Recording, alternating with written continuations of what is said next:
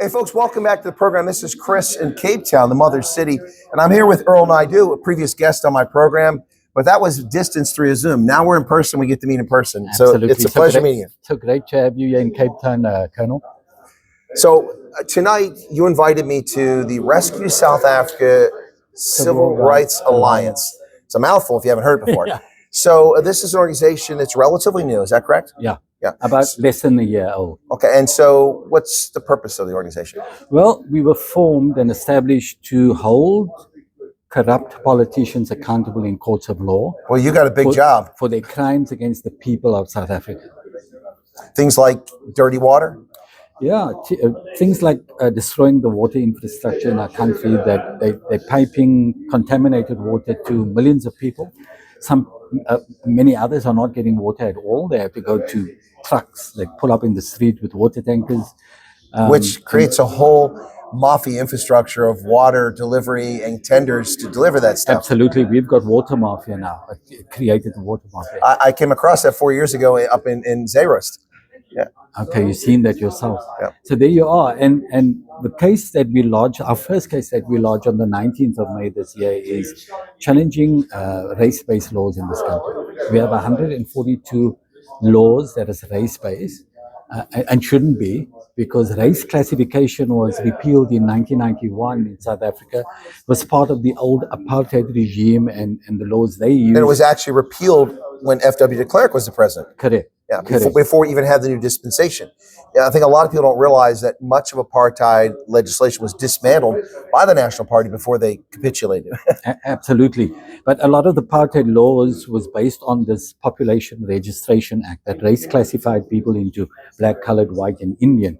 It was repealed in 1991. However, the ANC resurrected this race classification as using it in 142 laws to reverse discriminate. Now they discriminate against racial minorities, and they use it as a mechanism to, with the BE laws, to enrich cadres, to enrich politically connected people, and not in broad-based economic empowerment. So about 30 million people are still 100% dependent on grants, of welfare grants, and a handful of people are made billionaires and millionaires using BEE laws and race classification.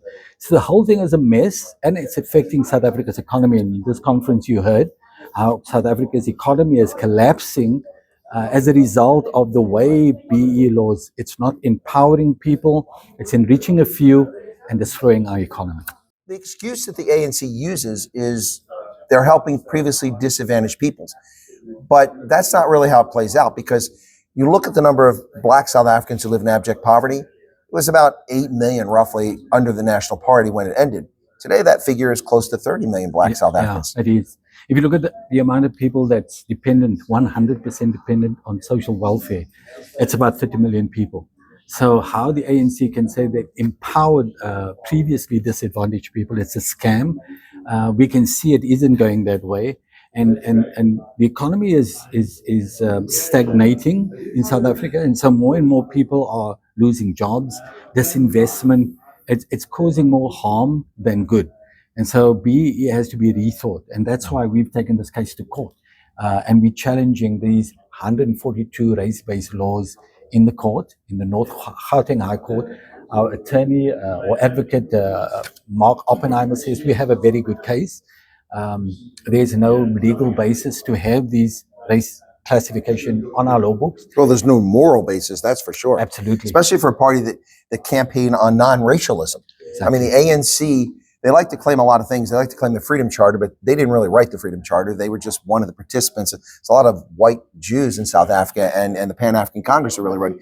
But that talks about non-racialism, and they said they were a non-racial party. Yeah. But everything seems to be about race. They always say that we are non-racist, non-sexist democracy. It's not true. If you've got 142 race-based laws on your statute books, how can you be a non-racial country? You can't. And so with this case, we want to change the scenario, the way BEE is implemented in this country. If we win this case, it will fundamentally change the way BEE laws are implemented. And so that's our aim. Our next case is going to be suing the ANC for the water crisis, which they have caused. cadre deployment, the theft and of Negligence, incompetence. Yeah, exactly. And then children's rights being denied in South Africa, children dying of hunger, suffering from malnutrition as a result of the negligence, the mismanagement, the theft, the fraud, corruption, all of these things is causing the harm to children. If you watch the Madlanga Commission, and you'd see that our police and law enforcement agencies, NPA, crime intelligence, infiltrated by organized crime, controlled by organized crime. You watch the Madlanga Commission every day. It's shocking how many senior police officers are involved in corruption, and it beggars imagination. You mentioned something about malnutrition. I think a lot of people don't realize just how serious an issue this is. For instance, stunting is a major problem across Africa. And that's, of course, when a child doesn't get sufficient protein before the age of 5. And a lot of people don't understand stunting, but it is a lifelong problem because your brain doesn't develop the capacity for intellectual thought and reasoning. And that's one reason why IQs are lower for a lot of people, because these kids don't get protein before the age of 5. It's critical. I mean, from 6 to 10, you can have less protein, but you've got to have it under the age of 5. And that's something that almost no South Africans talk about. Yeah, and the Children's Institute at the University of Cape Town, they research and they say there's an estimated 8 million children in South Africa suffering from severe malnutrition to the extent their growth is stunted. And these are primarily black children. Of course. We have a black government that say they're supposed to be leveling the playing field.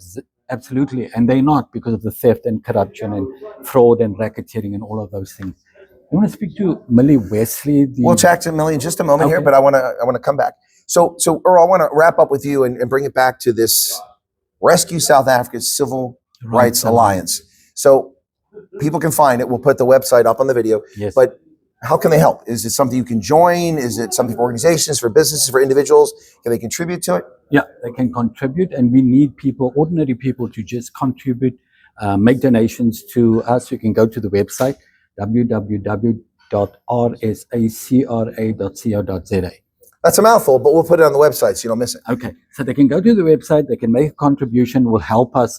We want to take these cases all the way to the Constitutional Court, and it's going to cost a lot of money to do that. And so this meeting we just had, we're meeting with business people, but ordinary people.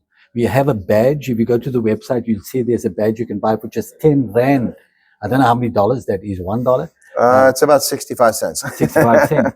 And you can buy the badge, 10 Rand, and all of those badges, if 1 million people bought a badge saying we stand for justice, it would make a huge difference to our work and what we to fight do. these legal cases on behalf of South Africans. But we want to ask people, go, and whatever you can give, because we have a number of cases lined up. It's going to be very expensive getting all of these to the Constitutional Court, but we committed. We have the lawyers, we have the legal minds, we have legal professionals. That's part of the group.